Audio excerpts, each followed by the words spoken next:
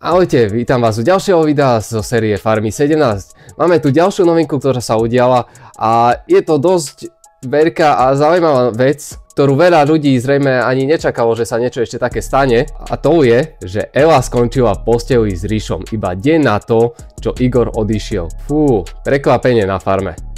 Ela a Rišo spolu nakoniec predsa len skončili v posteli a Laura nechcenným svedkom.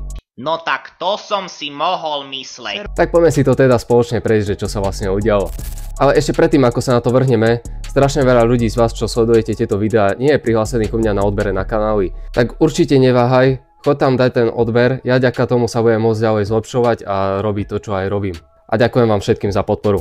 Fú, prekvapenie na farme. Ela a Rišo spolu nakoniec predsa len skončili v posteli a Laura bola nechcenným svedkom.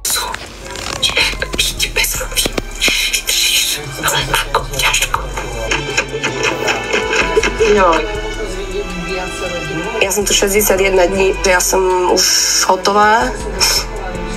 12. duel priniesol odchod Árona na farme. Opäť zavládol alkoholový režim.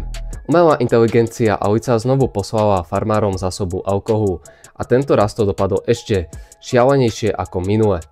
Opití boli všetci bez výnimky, dokonca aj Alena, ktorá sa obvykle drží späť.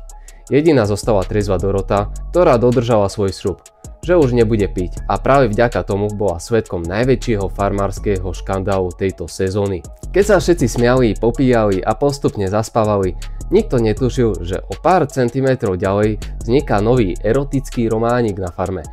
Ela a Rišo skončili spolu v posteli tesne vedľa spiacej Laury, ktorú prebudilo mláskanie, šepot a bosky. Laura mala oči do korán a len ticho nechápavo sledovala, čo sa deje pár centimetrov vedľa nej.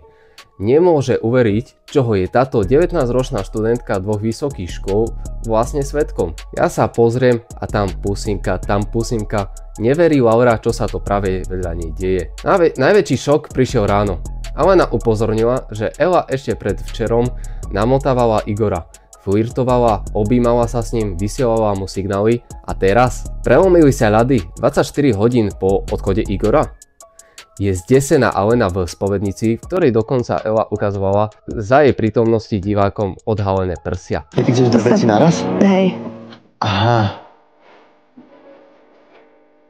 Ja s tebou chcem byť blízko, ale viem, že tak ako blízko by to bolo, by to nebolo bezpečné, ale Pre teba?